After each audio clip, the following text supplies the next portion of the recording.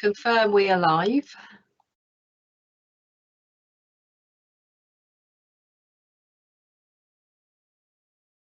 Good afternoon, everyone.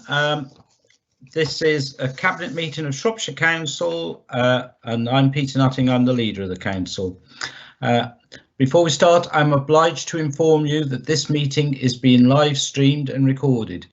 Members of the public are able to hear and view the papers displayed during the broadcast of the meeting. This meeting is being held using remote technology, and should any cabinet members experience technical difficulties during the meeting, they should immediately contact the telephone number previously provided. Councillors are requested to mute their microphones unless they are asked to speak. The chat function may be used to indicate the desire to speak. As leader, I will interpret the council's existing standing orders in light of the requirements of remote participation, with advice from the monitoring officer prior to making a ruling. At the start of the meeting, I will ask members of the cabinet to confirm their presence and any interests. I will ask everyone that speaks during the meeting, including members of the cabinet, group leaders or officers, to introduce themselves before they speak. Item 1 is apologies. I'm not aware that there will be any apologies. I think everybody's present today. Amanda, you got anybody? No apologies received, leader. OK, thank you. So I'll now do the roll call of members of cabinet and other members who may be present. So starting with cabinet, Councillor Gwilym Butler. In attendance, leader, no pecuniary interests. Councillor Lee Chapman. Present, leader, no pecuniary interests. Councillor Steve Charmley. Yeah, present, leader, no pecuniary interests. Councillor Dean Carroll. Present, leader, no pecuniary interests, but I have just had a message from Councillor Davenport to say he's struggling to get into the meeting. I've seen the message. I was just going to say Councillor Steve Davenport and see if he responded first. No, I'm sure he'll join us when he can. So where are we now? Councillor Robert Macy. Present, no pecuniary interests. Councillor David Minery. Present, leader, no pecuniary interests. Councillor Leslie Picton. Present, leader, no pecuniary interests. And Councillor Ed Potter. Present, no pecuniary interests. Now I've got a list of group leaders who may be present. Councillor Alan Mosley. No, I haven't seen him on yet. Councillor Pauline D. I've seen Pauline. Yeah, present and no pecuniary interest. And Councillor Roger Evans. Present with no pecuniary interest. Yeah. Now I've got the names of Peter, Alan Mosley, present and no pecuniary interest. OK, thank you, Alan. Thank you. I've got a list of councillors who want to ask questions, so I'll go through them as well. Councillor Claire Wild. Present, leader, but no pecuniary interests. Councillor Brian Williams. No, maybe not. Councillor Les Winwood. Some of the questions will be read by either myself or the monitoring officer. Yeah. Okay. All right. Thanks, Steve. Feel free to. If I could just give you our number so that you can you mute if you're yeah, that's better. Councillor David Turner. Just got in the house. Yes, here. OK, thank you. And the dog as well. Councillor Ed Bird. Present, no pecuniary interests. Thank you. And Councillor David Basmer. Present, no pecuniary interests. And Councillor Cecilia Motley is going to present the scrutiny report. So Cecilia, are you present? Yes, I am. Thank you, leader. And I have no pecuniary interest. Leader Steve Davenport, I'm also present now. OK, thanks. And no interests, I presume? Oh, right. And the officers present are Mark Barrow, Director of Place, Andy Begley, Chief Executive, Karen Bradshaw, Director of Children's Services, Tanya Miles, Director of Adult Social Care, Housing and Health, James Walton, Interim Executive Director of Resources, Claire Porter, Director of Legal and Democratic Services, and Amanda Hollyoak is our committee officer today. Moving on to item 3, minutes. Can I ask that we approve the minutes of the 8th of February 2021 as circulated? I'll move that, and I'm going to ask the Deputy Leader, Councillor Steve Charmley, to second. Steve? Yeah, happy to second those, Leader. Okay. Any comments? No, I think that's pretty straightforward. Right, so those will be accepted as a true record. We move on now to public questions. And the first public question is from Nick Saxby. And I think Claire Porter's going to read the questions out today. Claire? Yes, thank you, Leader. As you say, the first question is from Mr. Nick Saxby. He has given some preamble, which I know Cabinet members have received, but his questions are: will Shropshire Council commit to a timetable for the reopening of Whitchurch Swimming Centre? Can the council explain the extensive work which has taken place thus far to make the pool usable in the interim? Thank you. Thank you, Claire. I'm going to ask Councillor Leslie Picton to respond. Leslie? Yes, thank you, Leader. With regards to Mr. Saxby's first question about committing to a timetable, the Council of Swim England's position that there is robust scientific evidence to prove that pools are safe and provide unique benefits for people of all ages is only the case if all COVID secure criteria are met, which unfortunately, as I've explained before, does not apply to Whitchurch swimming pool. The council are unable to commit to a specific timetable for reopening the swimming centre, as investigative work to identify the cause of the leak is ongoing. Once the leak has been identified, a programme for repair can be established, taking into account the extent of those repairs and provisional costs. Whilst the investigative work continues, the council are taking the opportunity to undertake an intrusive condition survey of the facility due to issues that have come to light during previous investigations. The cost of undertaking this survey is £8,300 and will take place in the week commencing the 15th of March, with results available towards the end of the month. The effect of the pandemic has prevented investigative work taking place as promptly as we would have liked, and it is extremely frustrating. With regards to Mr. Saxby's second question regarding the extensive work, and forgive me everybody, this is quite technical, but I think it is important. Extensive work undertaken and planned is as follows. The initial excavations to locate part of the pool filter system pipework in the pool walkways was carried out to a depth of 600 millimetres. Excavations to the deep and suction pipe were extended and deepened to allow replacement of leaking pipework. Deeper excavations were then required due to unstable ground. The structural engineer was asked to revisit and provide further guidance on this aspect. All 4 skimmers to the deep end, plus associated pipework set within walkways, will need to be replaced. The entire deep end walkway must be excavated for any new skimmer pipework to be installed, with a specialist contractor to be employed to build the new skimmers in place. Additional scaffolding was required to assist the shoring up of the pool walls and provide safe working conditions for the contractors. To facilitate the skimmer pipework replacement works, the existing high-level pool cover mechanism had to be dismantled and reassembled by a specialist contractor. This substantial structure will need to be safely dismantled and re-erected. Part test removal of the shallow end floor panels has been carried out. The whole area of pool panels needs to be removed for examination and testing of the integrity of the pool floor. The existing pool filters need repair at approximately £6,000 if the pool is to be used in the short term. However, should the facility life be long term, they should be considered for replacement at approximately £20,000.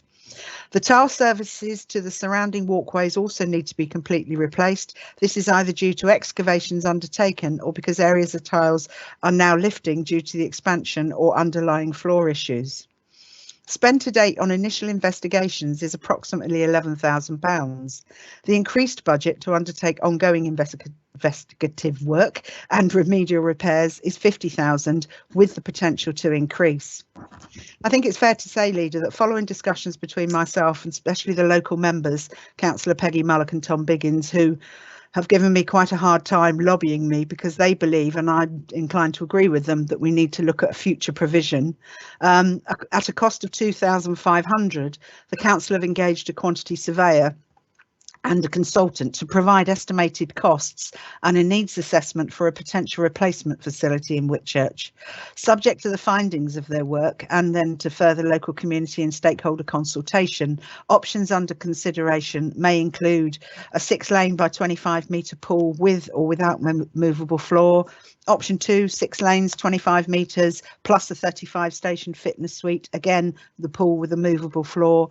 And option 3, a 6-lane by 25-metre pool with or without movable floor plus a 35 station fitness suite and a dance studio. So that's the answer to Mr. Saxby's questions, and forgive me for taking the that amount of time. No, that's fine. Thank you very much, Leslie. We move on to question 2 from Helen Morgan. Claire? Yes, thank you, Leader. Yeah, this is from Ms. Helen Morgan, and her questions are, again, she has given some preamble, which I know Cabinet members and the portfolio holder have read. But her questions are, can the council commit to better enforcement of speed limits on North Shropshire's roads? Can the council commit to conduct a review both of the appropriateness of speed limits on busy roads through and approaching North Shropshire's villages, and the suitability of those routes for larger HGVs that are capable of travelling at high speed? And Helen says, thank you for taking the time to consider my concerns. Thank you. OK, thank you, Claire. I'm going to ask Councillor Steve Davenport to respond. Steve? Thank you, Helen, for providing this question. Indeed, speeding, or the perception of speeding, is a key concern to our towns and villages, and forms a key element of the work of our traffic engineering team, which work with our towns and parish councils and road safety schemes, providing vehicle activated signs, in short VAS, and work on reducing serious accidents and injuries is ongoing, as reported to the Council's Place Overview Scrutiny Committee on the 2nd of March this year. Speed enforcement is a police matter, and West Mercia Road Safety Partnership approach is in place, and for mobile speed cameras we can advise them of your concerns and will do so. And I'd just like to add, yes, we've all noticed actually through the COVID pandemic, people seem to have speeded up through cars, the less cars being on the road. But yes, we need to address this. Thank you for your question. Thank you very much. OK, thank you. Now we move on to item 5, which is questions from members. And the first one is from Councillor Brian Williams. Brian, I don't think Brian was present, if I remember right. Brian? No. So the question's on the screen. It's about Schoolhouse Bridge, which is on the Montgomery Canal restoration. I'm going to ask Councillor Leslie Picton to respond. Leslie. Thank you, Leader.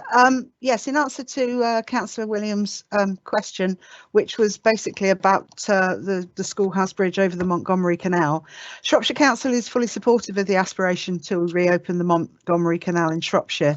And to this end, the Montgomery Canal Restoration Project Board was set up in September 2020 with the aim to enable the restoration of the Montgomery Canal in Shropshire and obviously maximise the associated benefits of this.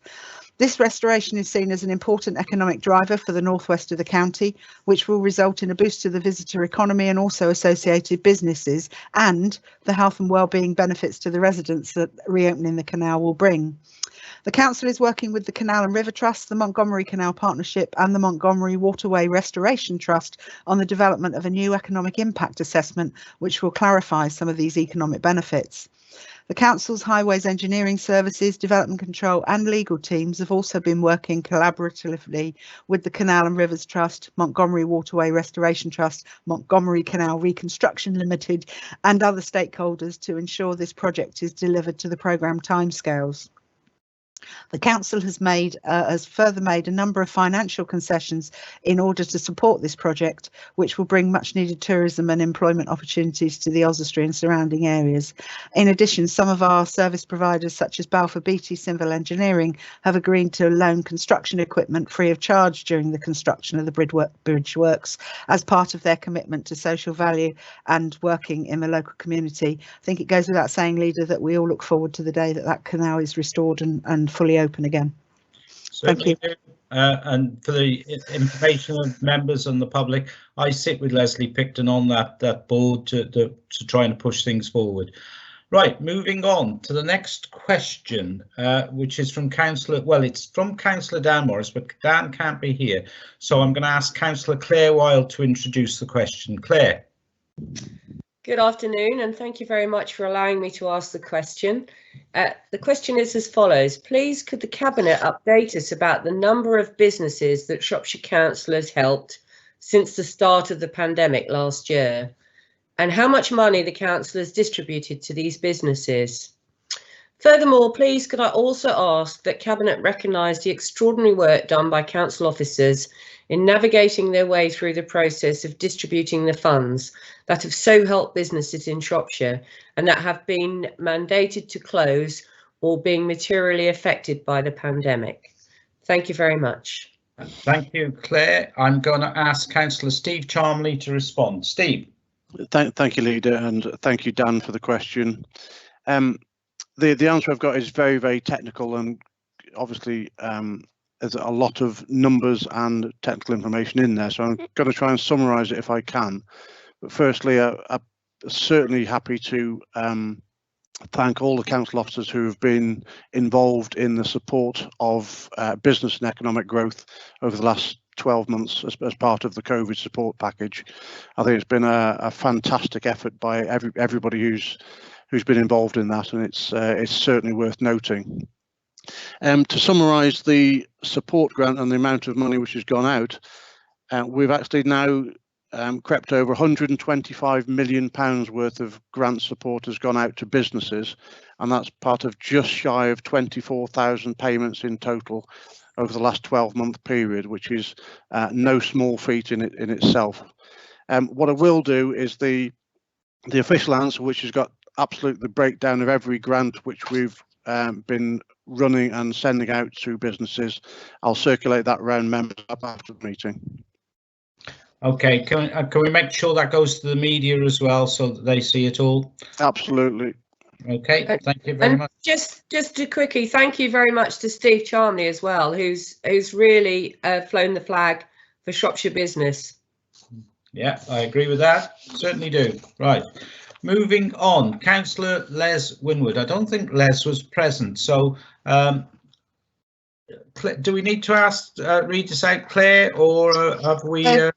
Yes, Leader. I did say to Councillor Les Winwood I would, because I think he's unfortunately at work at the moment. So okay. He did ask if I would. So his question is from him, but it's also on behalf, I think, of other local councillors, Christian Lee, Elliot Lynch, William Parr, Michael Wood, Tina Woodward, Robert Tyndall and David Turner. And their question is, following full council and the discussion around car parking charges, could we ask for a definite response to the opening of shops on the 12th of April with free parking in all Shropshire Council car parks to give the market towns a shot in the arm and boost trade in a bid to attract local residents back to our high street? This, we hope, will help to make our high streets a thriving hub. Is the Cabinet aware of local concerns about pressure on car parking in Bridgnorth, and are there any plans being considered to promote extra car parking spaces near to the town centre? Thank you. Thank you, Claire. I'm going to ask Councillor Steve Davenport to respond. Steve? Yes, I've got a very long answer, which most of it will be published, but I'll do the first and the last bit. Response. Shropshire Council recognises the need to support and enable our market towns and local businesses to recover from COVID-19 pandemic. The impact of the pandemic on our market towns and economies and the wider national economy is well rehearsed and understood. Therefore, we will be providing free car parking to all Shropshire Council car parks for the period of the 12th of April for 2 weeks until the 25th of April. Between the chargeable hours of 8 AM and 6 PM, this administration will be pleased to offer. And on Bridgnorth, yes, I share the concerns of the local members over car parking in Bridgnorth. I can confirm that the area assessment study has been commissioned, and we should have the results of that complete with recommendations towards the end of this month. We will then work up some firm proposals for additional car parking and other transport measures in Bridgnorth and commence our programme of engagement and consultation later this year. Thank you. Thank you, Steve. I think the next one's Councillor David Turner, who I think is present. So, David, do you want to read your question? Thank you, Leader, and I think I can press on without the interruption of the dog this time. In October 2019, Shropshire Council submitted a Maintenance Challenge Fund bid, expression of interest in the EOI, to the Department of Transport. This is to address the causes of flooding in 4 known high-risk hotspot areas and seek to mitigate the risk of flooding from highways by upgrading the physical drainage infrastructure. One of these high-risk hotspot areas is Much Wenlock.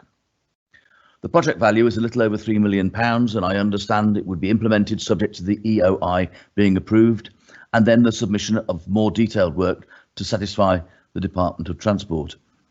I've had conversations with officers, and I understand that in the case of Much Wenlock, a catchment-wide solution is being sought. In September 2020, I asked the question at Cabinet about its agenda item regarding the River Severn Partnership flood prevention.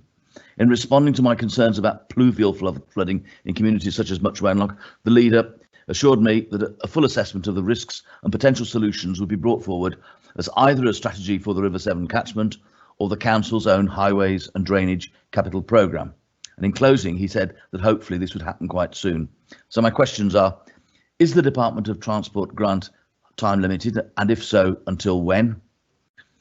We were advised that the finances are approved and allocated in this year's budget, which of course is up in a few weeks' time. Has this been rolled into 2021? And finally, I understand that the project is now in the hands of WSP and that there will be extensive engagement and consultation. When will this take place? Thank you, Leader. Thank you. I think we're back to Councillor Steve Davenport to respond. Yeah. Firstly, before I answer the question, I want to say thank you to our officers who put an excellent application together to receive flood mitigation in the area of Much Wenlock, Albrighton, Clun and Shifnal. But in response to David's questions, the grant funding received is not time limited. Yes, the grant funding will be rolled out in 21-22 financial year. We are developing a timeline for this project and anticipate the design and consultation will commence early part of 21 this financial year. So yes. Okay, thank you. Thank you, Leader. Thank you, Steve. Right. Okay. So moving on, the next question is from Councillor Ed Bird. I think Ed's present. Ed, do you want to read your question? Which is slightly different to what's on the screen, I think. So I'm in your hands. Yeah, there's 2 questions. They are different ones. There's just an error. So I'll read those out. They have been sent in advance. But okay, so first question is, I was really pleased that full council approved the investment into Shifnal Town Centre with 2.7 million, which has been supported by the Town Council. We've also seen Stanton Road resurfaced locally, which has been great. However, residents have highlighted the state of the rural roads around the area, some of which are in a shocking condition, such as Evelith Lane near Shifnal. Could Cabinet confirm how they are going to tackle this and other lanes around the county, given its extensive road network, as it does pose a risk to damaging vehicles and a particular risk of physical harm to cyclists? And then the second question was, local residents have been doing a fantastic job of collecting litter in the district during lockdown, and given they are doing this work voluntarily, can the council make a commitment to ensuring the timely collection of bin bags that have been filled by residents, and that the busy highways in and out of Shifnal are monitored by the council? Fly tipping is becoming a blight on our area, unfortunately. Thank you. Okay, thank you very much. I think Councillor Rob Macy is going to respond to this. Rob? Leader, I think it's Councillor Davenport. Oh, right. Sorry, I thought that right. So back to Councillor Steve Davenport. Steve. Well, it is, Leader, but I haven't got anything on this one, and I was surprised to see I've got Rob's name here. So if anybody could give me the answer, that would be pretty good. Right, I'm quite happy to try and respond. As I say, I've got various bits of paper in front of me. I think question 1, Shropshire Council's Cabinet will be asked to approve an up-to-date version of the local development scheme at an additional council meeting on the 11th of March. Papers for this cabinet have been published and indicate a new proposed submission date of the local plan to the Planning Inspectorate for examination in July 2021, subject to full council approval. The 2.7 million scheme to improve Shifnal Town Centre that is funded from developer contributions to address the infrastructure issues in the town will improve and transform the town centre. The scheme is agreed by Shropshire Council and Shifnal Town Council, and construction is hoped to begin this summer.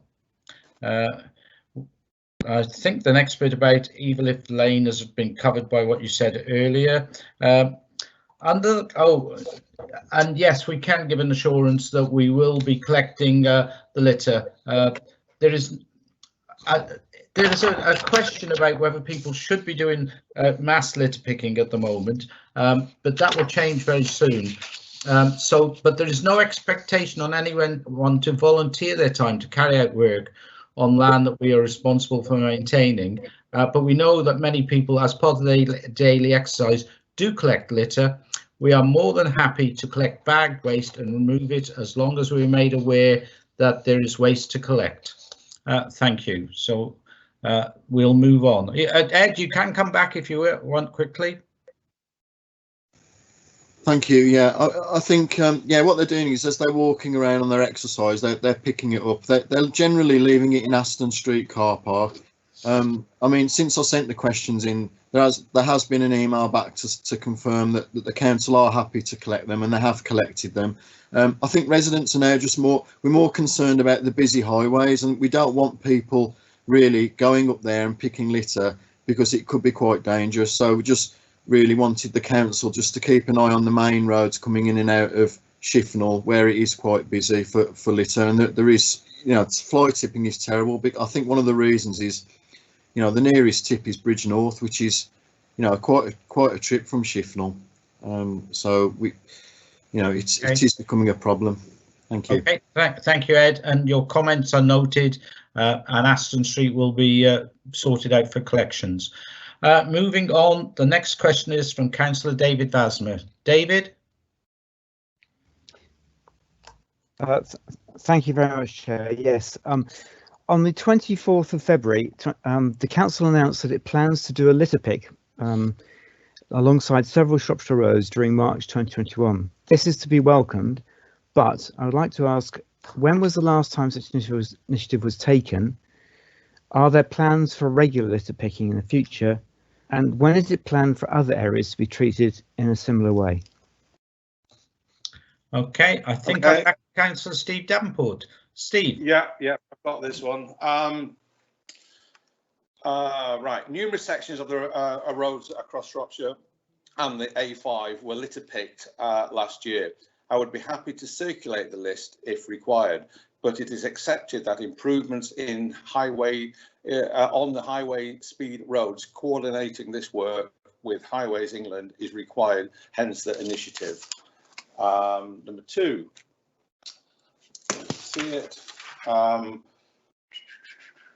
We have a programme of key roads, a high-speed litter pick 3 or 4 times per year, with updated to the media and the websites for information. Number 3, an initial list of roads have been issued and the starts with the 8th of March. All roads will be added to the list as published on the council's website. But just to update you a little bit more, as I said in the first one, like speeding has seemed to have speeded up in COVID, so is the litter on our highways and everywhere else. So we are going to be running a campaign to make people aware. And on the other side of that, street scene will be moved from environment, transport and into highways as from the 1st of April, where a more integrated management structure, which is aligned with highways day-to-day work in the life for a better value for money for everybody. Thank you. Okay. Can I come just back, Chair? Is that all right? Oh yeah, you can. Yeah, sorry. Yeah, great. Yeah, I'd just like to thank Councillor Davenport for that. Thank Councillor Davenport for that answer. And given the comments by Councillor Ed Bird earlier on, I know that lots of volunteer people collecting litter, and wonder whether there might be a possibility of the council giving consideration when mass littering can be started again, whether there might be consideration given to supporting people who actually voluntarily pick litter and go out maybe in future in groups when they're out to pick litter.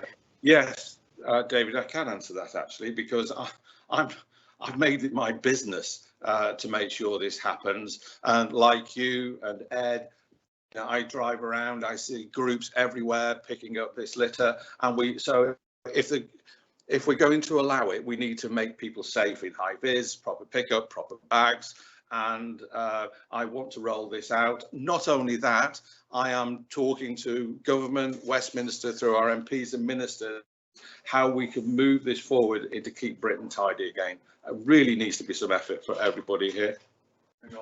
Okay, right, thank you, Steve. Thank you, David.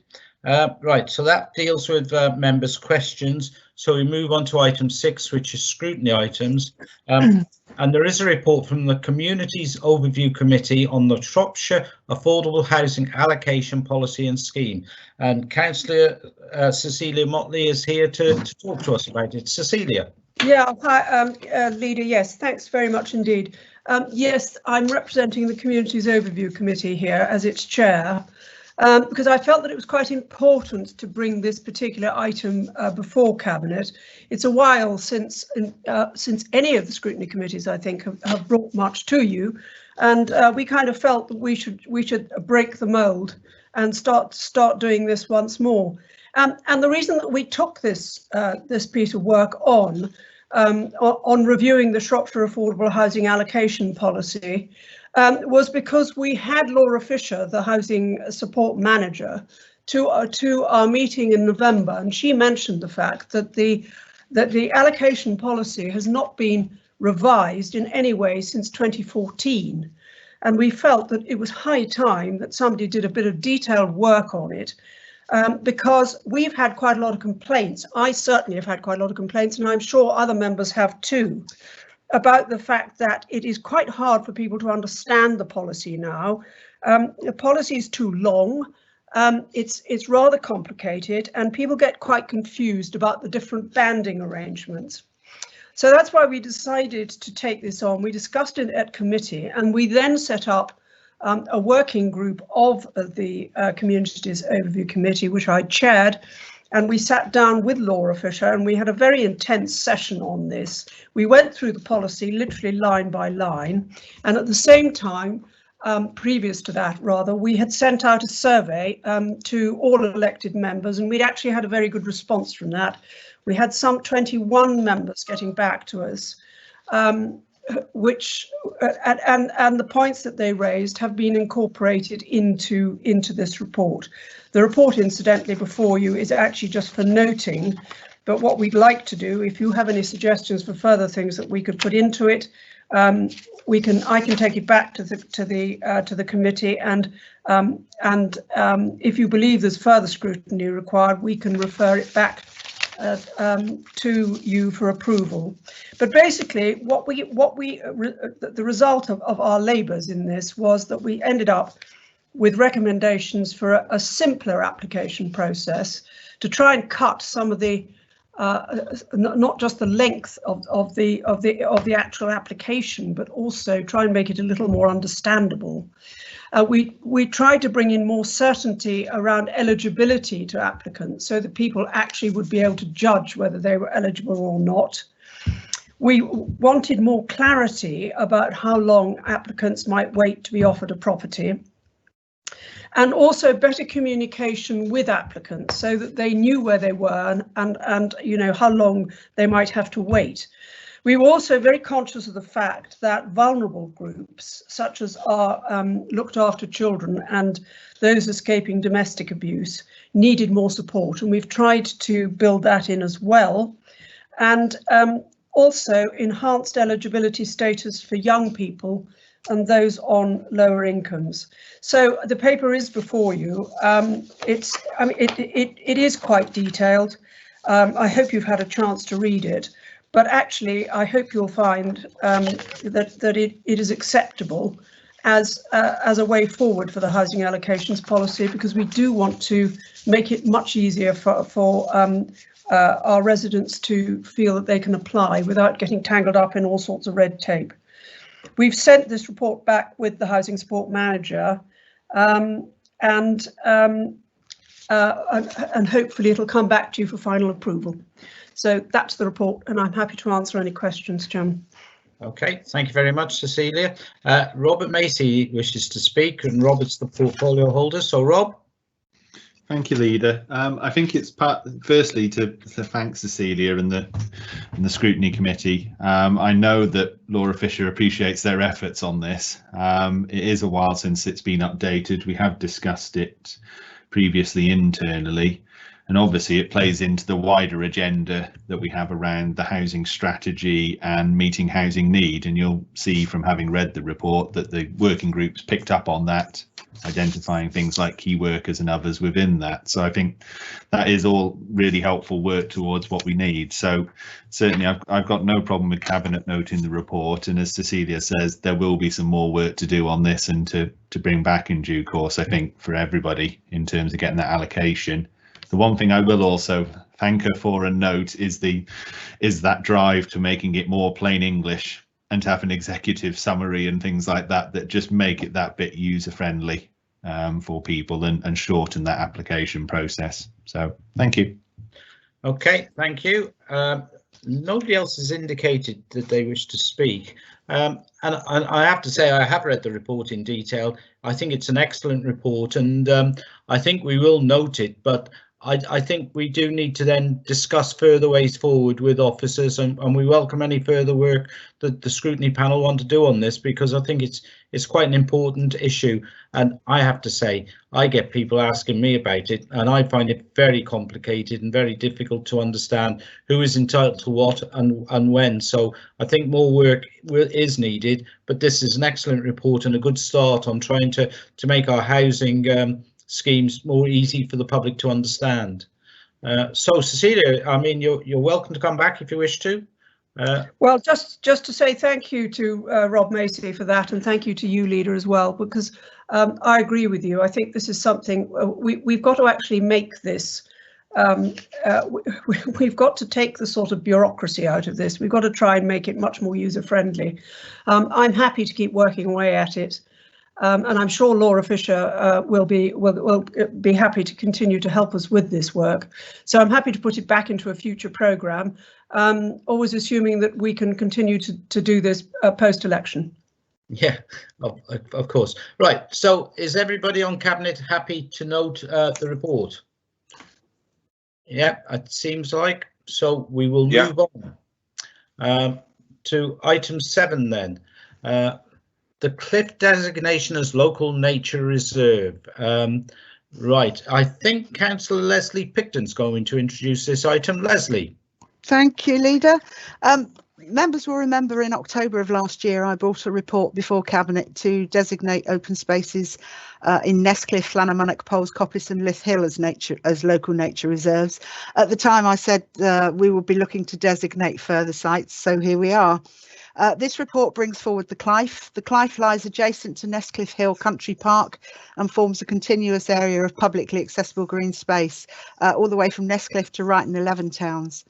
In 2019, Ryton 11 Towns Parish Council purchased the majority of this area of common land from the Bradford estate, and it's managed by Shropshire Council under a formal agreement. The Parish Council have given their support for the designation of their land as a local nature reserve. The Clive provides a mostly open heathland landscape, one of the rarest types actually of habitat globally. There are panoramic views over the North Shropshire Plain and towards the distant hills of South Shropshire and also to Wales.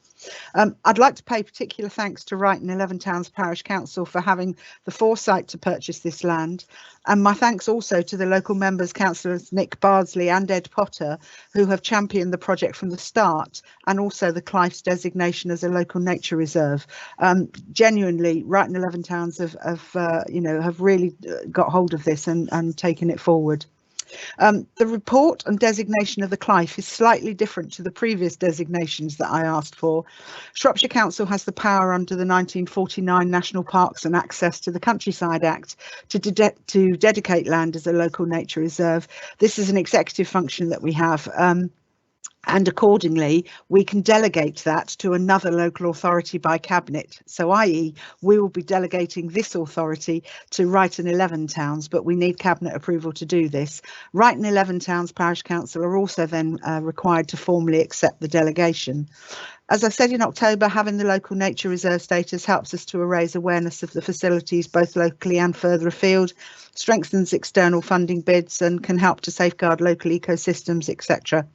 I move the report and the recommendation that the council delegates powers to Wrighton 11 towns parish council to enable the designation of the Clive as a local nature reserve. Thank you, Leader. Okay, I'm going to ask Councillor Ed Potter to second in a minute. I have to say, I'm a little confused why it's called the Clive when it's called Nestcliff, but that's typical of the English language. But anyway, Councillor Ed Potter. Ed. Thank you, Leader.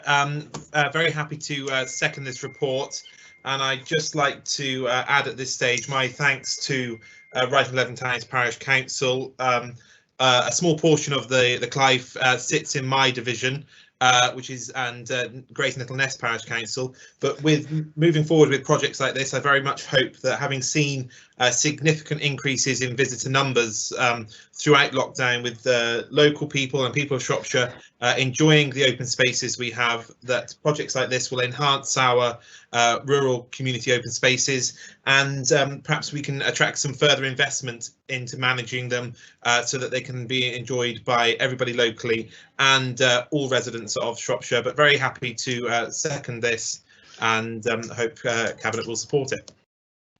Okay, I'm looking to see if anybody's indicating they wish to speak.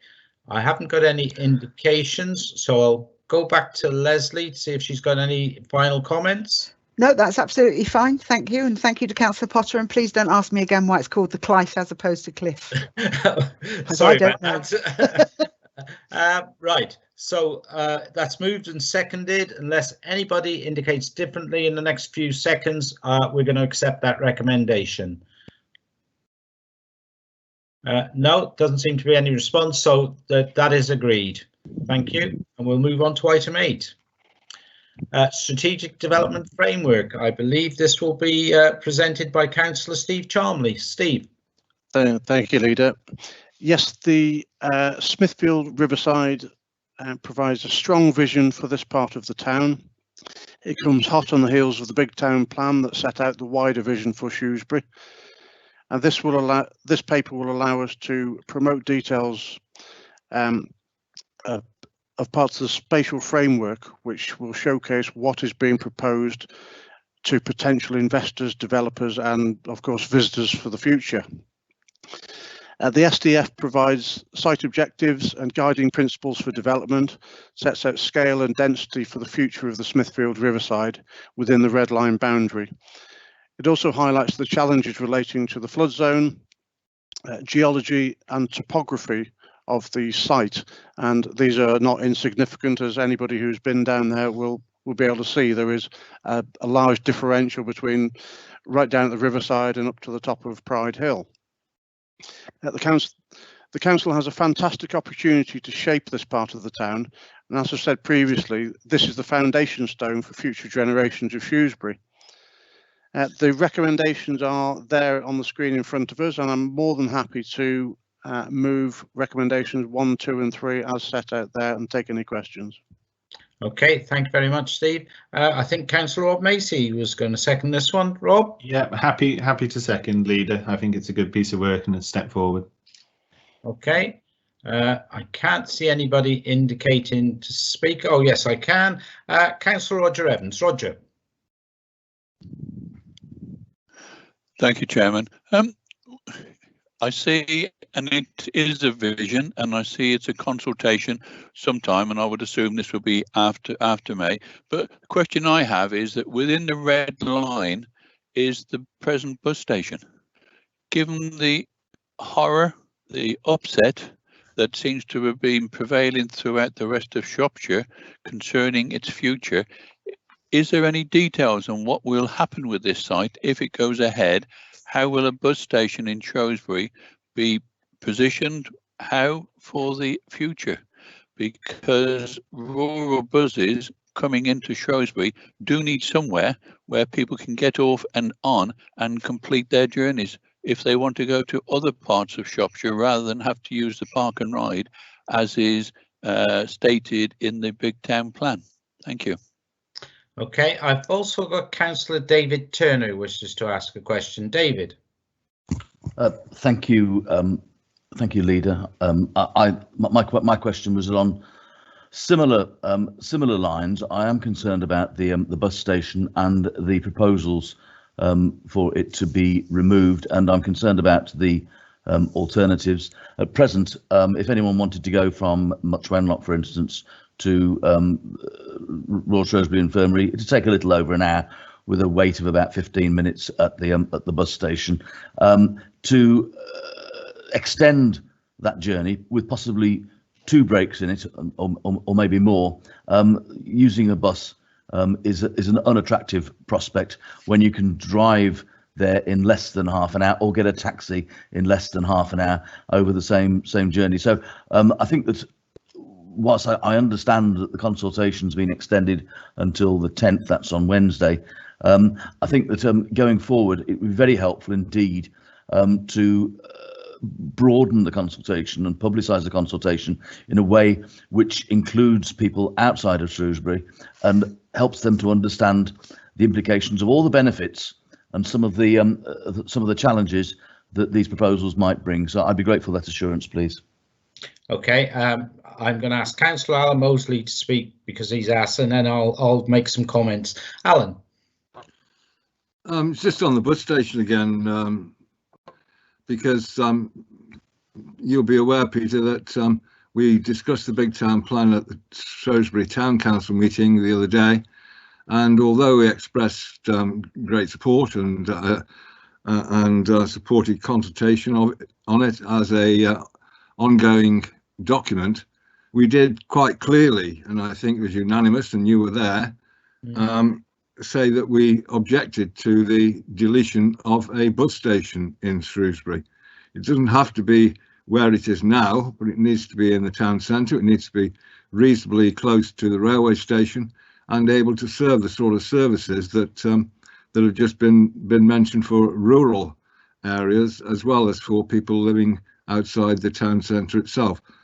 So I want to make that point and just wonder if there is any suggestion as to where else a bus station might be appropriately located in the town centre.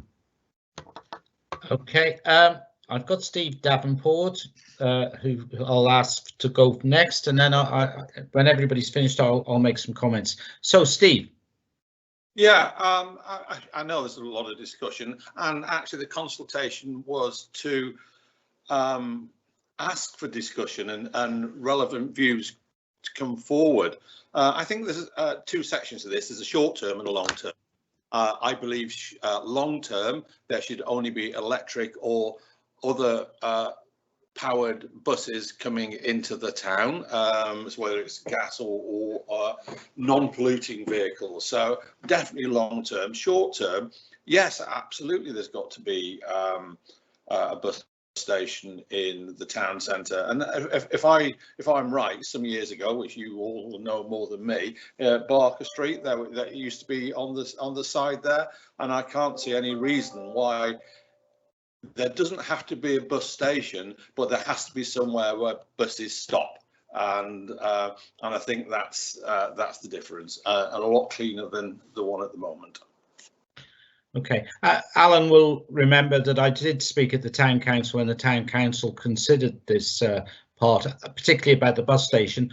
I'm quite disappointed in the movement strategy that there's worked towards the big town plan, and I'm hoping that between the 3 partners in the big town plan, that's Shropshire Council, Shrewsbury Town Council and the Business Improvement District, we can find a little bit of money to do a deeper amount of work on the movement strategy, which would include buses, because I think it is important, and indeed car parking at the same time, because I think we need both. And let's not kid ourselves, the Riverside has got a big car park on it, it's got a big bus station on it, so there is some serious work needed to do as we go forward.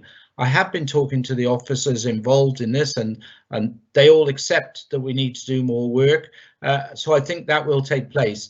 And yes, it's a consultation. I'm glad that we've had quite a lot of comment already, but I welcome comment from everywhere in Shropshire. This isn't just a Shrewsbury matter. In fact, it's quite the opposite. It's probably more important to the rural donut around Shrewsbury than it is to the Shrewsbury residents themselves, because the Shrewsbury buses can move around the town. But if you live in Bishop's Castle or Much Wenlock or places away, and you've got to come into town and then swap buses, you don't want to swap twice. If you can just swap once, it's got to make more sense. So I think we all acknowledge what's being said, and that will be dealt with. I think that probably will be dealt with as much with the big town plan as it will with this strategic development framework.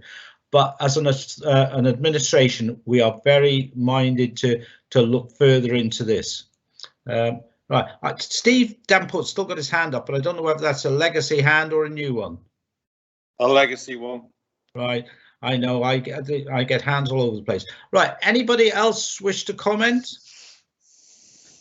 No, it's all quiet. So that has been moved and seconded. So unless anybody's got any further comment in the next few seconds, we'll accept that and agree the recommendations. No, so that seems to be agreed. So we agree the recommendations to item 8. Thank you very much. Moving on, we go to the financial monitoring report for Q3. Councillor David Minery. David. Yes, thank you, Leader. It's David Minery here, portfolio holder for finance and related matters.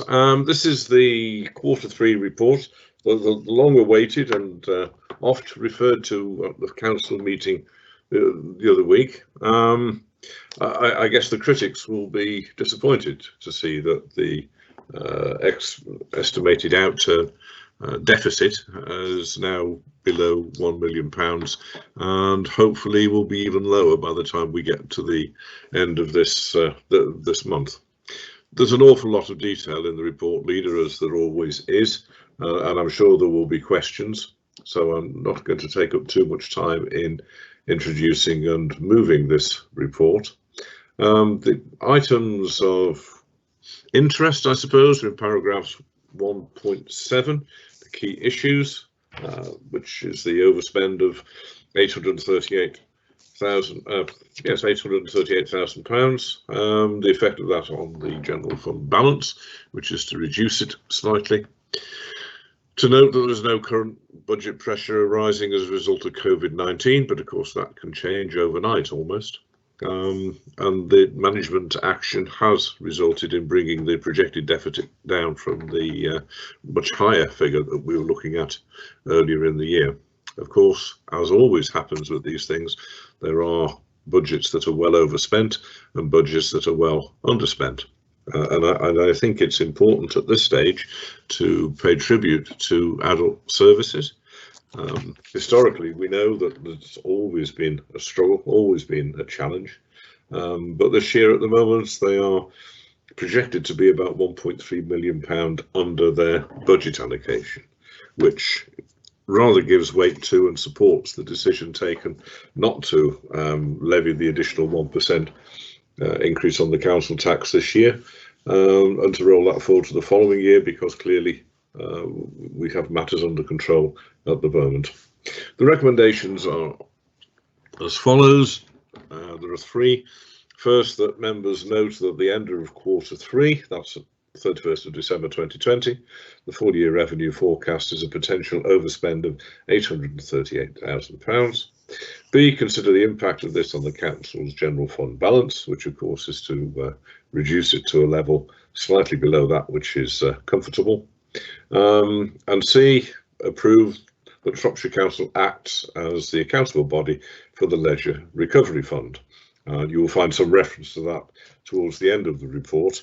What's happening there is that the council have made an application to Sport England for some funding, and included within that is a modest amount of money for WEM. But of course the money can't go to WEM, it has to come through the council, hence Shropshire Council needs to be the accountable body. So that's what that one's about. I'll wait for questions, Leader, and just formally move the recommendations. Okay, I'll second that. I'm looking at my chat function. I think Councillor Roger Evans wishes to speak. Roger. Thank you, Peter. Yes, I do. And I am pleased about the reduction in the overspend, because it means that next year it will be easier to manage. So I don't celebrate an overspend. I'm glad that it's down to below £1 million. It would have been good to have had that figure prior to the council setting its budget last Thursday. I did ask for it, but I was told I couldn't have it, and it wasn't published until the day after the council set its budget. However, what my question is, and it's in the papers, and on page 44 or 74, depending on whether you're looking at this report or the cabinet papers, there is a report about the remove Salix loan funding associated with the now on hold street lighting, and it's 3 figures there, adding up to £3 million or thereabouts removal. And then I see in the highways report further back, which is on page 36 or 66, depending on which set of papers you're looking at, it says that there's a £266,000 saving that was estimated in street lighting has not been or will not be achieved because of the not being carried out. Do we know what's happening with the street lighting, please?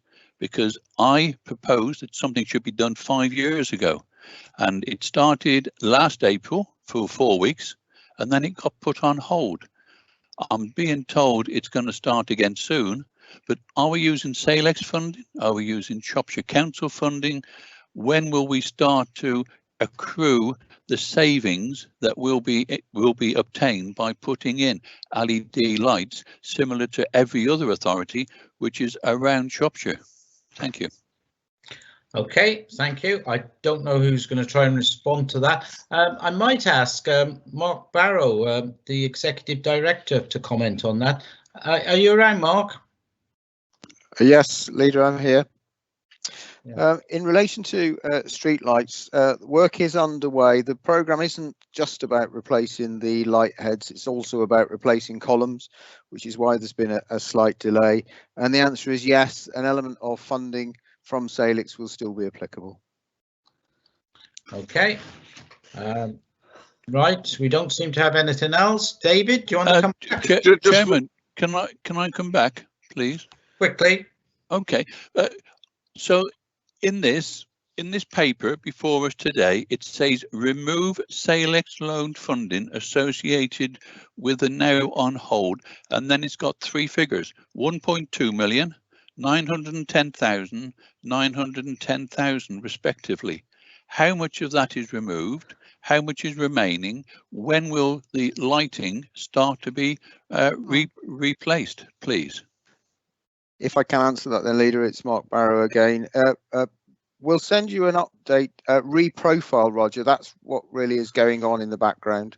So it's just a reprofiling of that. That work will commence the next financial year, and work's going on to just reprofile all the costs with some input from external support. So it's just a rescheduling of it. So leave that with me and I'll make sure all members get an update, Leader. Okay, thank you. David, do you wish to come back? David Minnery? Yes, thank you, Leader. David Minnery here. Just very briefly, the opening comment from Roger about the availability or otherwise of this information. Roger, I can assure you it wasn't a deliberate snub. These things take quite some time to put together and to double check and triple check.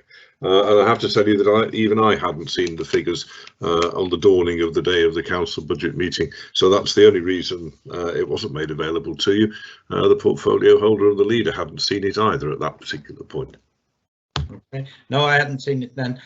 Right, so I think everybody's had their say. So unless anybody has anything different to say, I'm going to suggest we accept the recommendations before us. So I'll give you a few seconds. No, there's no comment. So the recommendations to item 9 are accepted and will be implemented. We move on to item 10, Hackney Carriage Table of Fares, and I'm going to invite Councillor Gwilym Butler to introduce the item. Thank you, Leader. This report concerns the final stage of the process to revise the existing tables of fares for the 5 separate zones and replace them with a single table of fares to be applied to the whole of the administrative area of Shropshire Council to come into effect from the 1st of April 2021. A formal consultation inviting submissions on the revision of the tables of fares was undertaken with the trade from the 19th of January 2021 and closed on the 5th of February this year. 3 submissions were received. Tariff 1, flag and first mile is currently set at £4. The submissions proposed that this fee be increased to £4.80 or £4.95 or £5 from the 3 various submissions. The revised table of fares, which can be found in Appendix A of the report, recommends that an increase to £4.90 be introduced, as this is the midway point of the fee increase requested during the consultation.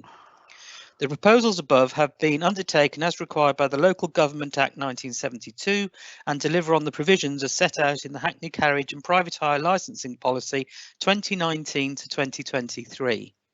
I therefore move the recommendation that the Cabinet approves, with any necessary modifications, the proposed table of fares for the whole administrative area of Shropshire Council as set out in Appendix A and agrees that it will come into effect from the 1st of April 2021. Thank you, Leader. Okay, I'm happy to second that and open it up to questions. Doesn't seem to be any questions, so Gwilym, if you've anything to add, now's time. It's purely administration papers, Leader. We've been out to the trade. I'm very happy to move it. Okay, so it's moved and seconded. So unless anybody says anything different, this will be accepted. I'll give you a few seconds. Nobody seems to be saying any different, so the recommendation to item 10 is accepted and will be implemented. So we move on to item 11, which is Q3 Corporate Performance Report. And I'm going to invite Councillor Lee Chapman to present the report. Lee. Thank you, Leader. The Q3 Performance Report covers the period from October to December 2020. And as a Cabinet, we're asked to consider the report and to review the performance portal and identify any issues they might like to consider in detail. It's my proposal to highlight a couple of areas of interest to Cabinet members and to the public listening to the discussion.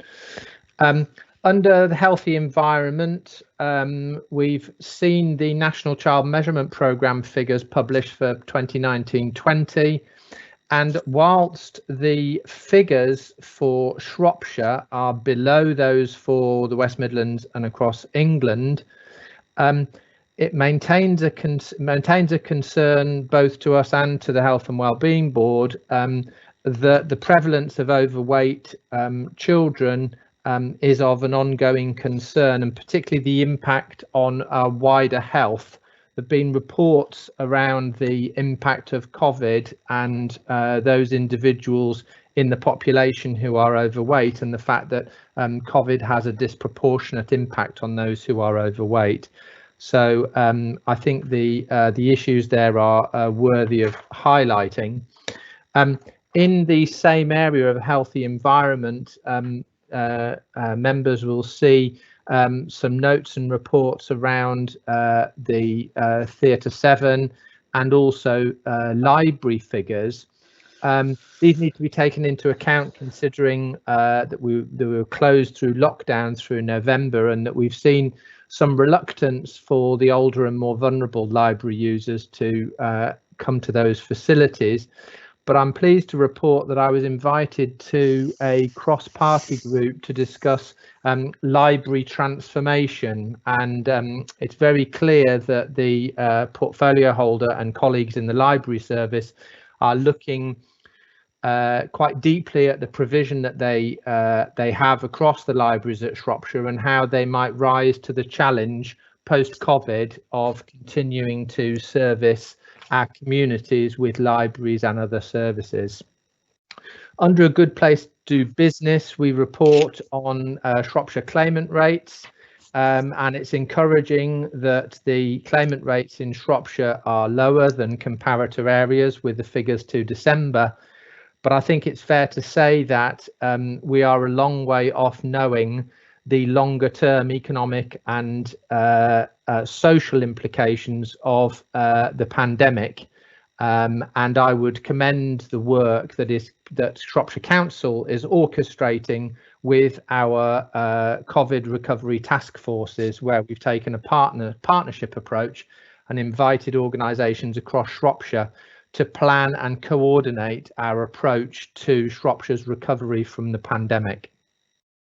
Under item 8, sustainable places and communities, I feel it only appropriate that we take the opportunity on the publication of the 1920 adult social care data to congratulate the adult social care team and Councillor Dean Carroll, the cabinet member, on some extremely good data and reports coming out, with 82% of the measures in the report being in the top 2 quartiles.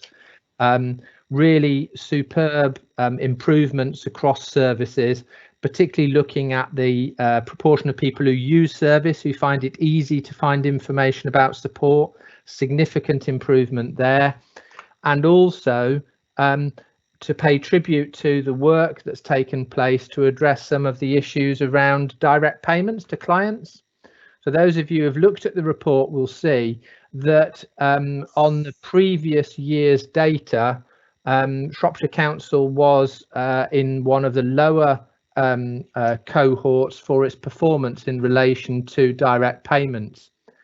But through some superb pioneering work with a co-produced direct payment policy, which colleagues will have seen come to Cabinet on the 8th of February, adult social care team invited users by experience, so those people who actually had experience of receiving a direct payment, to come and to talk about how Shropshire Council might improve our approach to direct payments. And in fact, the new policy will now be in effect from the 1st of April 2021.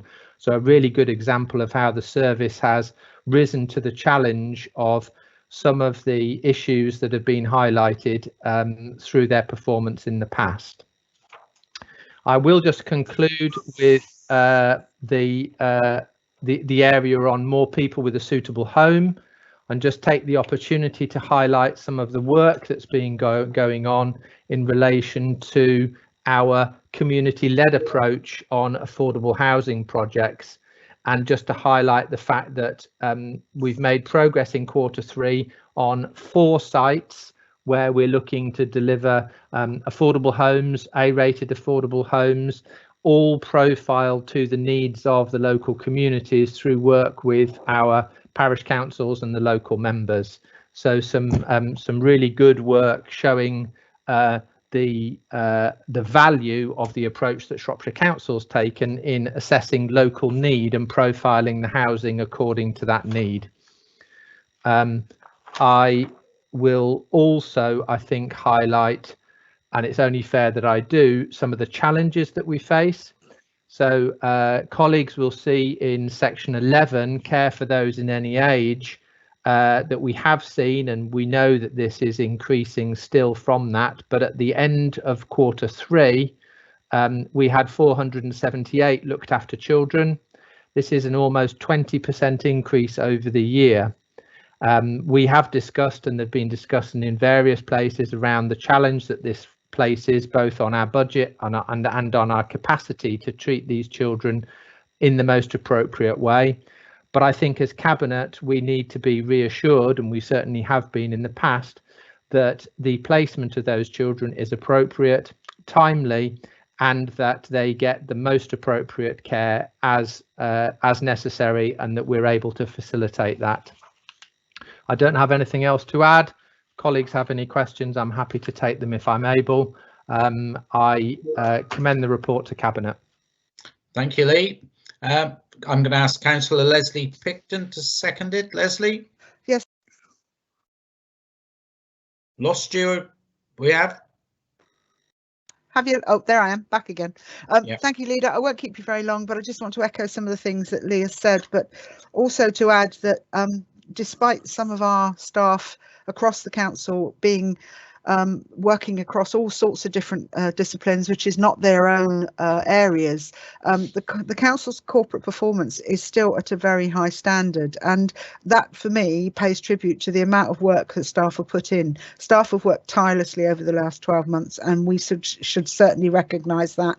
And I welcome, obviously, as Cabinet Member for Culture and Leisure, I welcome Lee's comments about the library service. The library service is extremely keen to look to the future as we look to transform our service. So thank you. Happy to second, Leader. Okay, Dean Carroll was next. Councillor Dean Carroll. Thank you very much, Leader. I'd like to thank the portfolio holder for performance, Councillor Chapman, for highlighting some of the achievements that have been made in the Adult Social Care Directorate in this year. I think it's only right and fair that I pay an immense tribute to all of our staff across the Adult Social Care and Public Health teams for their efforts this year. Not only have they achieved these staggering, fantastic, improved outcomes across these areas and put in the groundwork to improve in the long term work across the board, they've also done it against the backdrop of the huge pressures that have been put on everybody in health and social care by the COVID pandemic, having to take on the additional responsibilities that they have on top of their day job, and having to do that all in a different way to how they've been accustomed to throughout their careers.